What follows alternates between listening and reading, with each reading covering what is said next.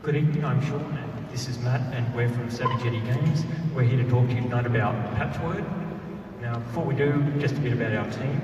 We incorporated in December 2016 when we signed a strategy board game with Breaking Games, who also produce Cards Against Humanity. We're members of the Tabletop Game Designers of Australia and also the CanDev community. Now, I don't know how many of you play word games, but one of the big problems is there's not a huge variety in gameplay. There's mainly level-based systems that are very challenging to start with. You have to spend time to get to something that presents a challenge, and you also need the exact answer that they want to solve the level. So we designed Patchword. It offers variety, all the boards are randomly generated, which makes it immediately challenging. It's strategic freeform wordplay. If the letters are there, you can work your way towards making a word. It's free to play with ads, and you can challenge your friends via Facebook to try and beat your scores. Now the board starts with the checkerboard. You make blue words or orange words. The middle letter is neutral to start with. As you progressively work your way through the board, you change the letters backwards and forwards. The strategy comes in that words can only be used once per game. And when you clear the board with all one colour, bonus points and another board. The market for mobile games is huge, and it's growing at about 200 million new users each year. App sales for games made up 84% of all app sales, which is $39 billion just for games alone. In the word game category, Letter Soup is the level-based one, and Words with Friends is the free play word game. They both have large daily installs, but the important fact is the retention rate, which is 10% after 30 days for word games. And that's logging on 3.5 times a week. We did some more research. Women prefer puzzle games where word games fit, so we themed the game towards that demographic. We then went to public beta. We had 70 testers, roughly 50-50 gender split, and representatives of all the main age groups. We found that women preferred the game more than men and played it a lot more often. More importantly, after 30 days, we had a 22% retention rate logging on daily, and they were averaging half an hour per session.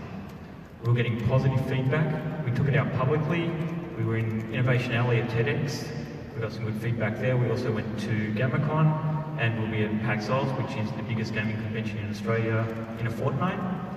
But probably the best feedback we got was Louisa GammaCon. She sat down and played the game for 90 minutes and cleared 36 boards.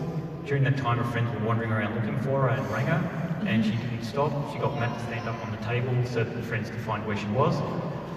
She eventually sent us a screenshot yesterday to show us that the app is working because she joined our beta, and she cleared 64 boards and was still going. For finance, we put in about 2,000 hours of effort. We really need to trademark the logo and the name. We need help with marketing. We'll be using targeted Facebook ads. Because of the social media integration, these stats show that women find out about games from their friends in social media, which will tie in with the Facebook integration. We get out, we get some people playing, they challenge their friends, we get more people. We also want to produce an Indonesian version, and the large cost in that will be translation. We have to get the game instructions changed, we have to get all the marketing done in language. We'll also need someone to coordinate the testing and liaise with the testers for us. At 10,000 we get the 5,000 tier, and we also can start working on getting into the Euro market with French and German version. Again, translation costs and all of the marketing. 15,000 is the dream. We also hit the Spanish and Italian version, translation costs, marketing, and we'll start working on a global scoreboard. The reason for that is that Apple have taken out their game center, and there's no longer a way at the moment to integrate. We may have to make our own, which is why it's the last thing that we'll be working on. And finally, I'd like to leave you with a quote from our best-known tester, and thank you for your time tonight.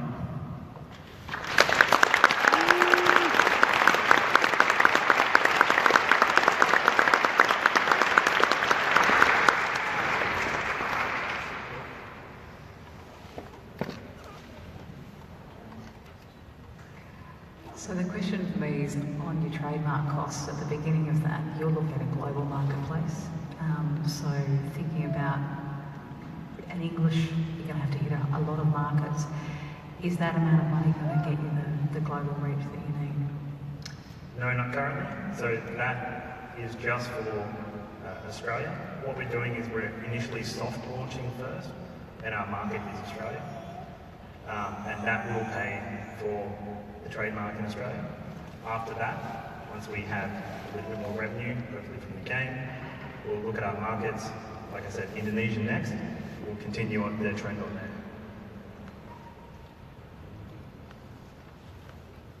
So that was a really good pitch.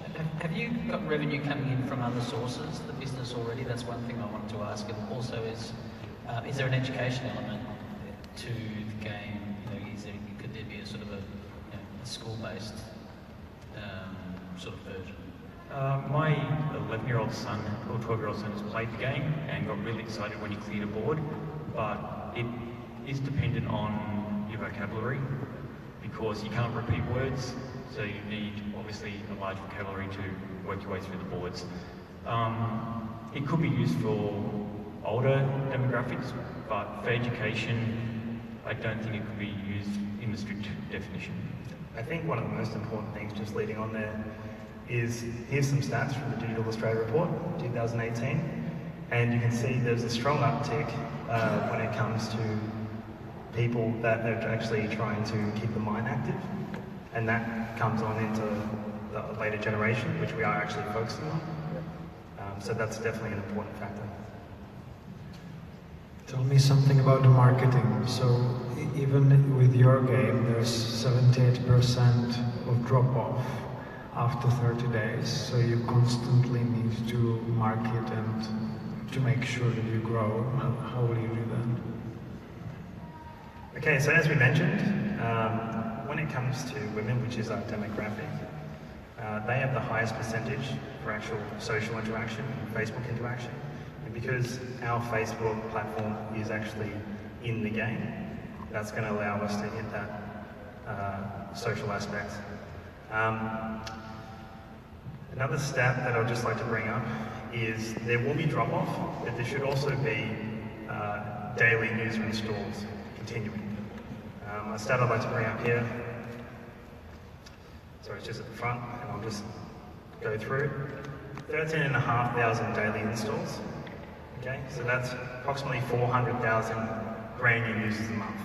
Yes, that is going to be dropping off, but we expect that with the current retention rate being a bit higher than the industry average, that should allow us to be able to. So how much does it cost to have 13.5 daily installs in terms of marketing spend? Currently, we don't have the information to actually show that. These are already established games. They've been on the market for long periods of time. I think Lettuce is approximately 2 years. So until we have further data, and we'll get that during our soft launch, then we'll be able to create better estimates to actually figure that out. So just on that, what's the normal sort of promotional strategy for a new game onto the market? What we currently have is we're going to launch at PAX Australia. That's a very important point. So they have over 100,000 people walk through the door, and that's obviously predominantly for the Australian market. Once we get that, we're hoping to get at least 5,000 downloads. We currently have already made contacts in the Google Marketplace, and if we get that amount, and we have over a 4-star average, we can then be considered for the new and noteworthy. And so what happens is it kind of exponentially grows as long as we get noticed. The money that we're going to use, 2,000 on Facebook marketing initially, just for the Australian market, is there to try and create that 5,000 threshold. From there, we're hoping it goes exponentially, then we release globally, and then we go into other markets.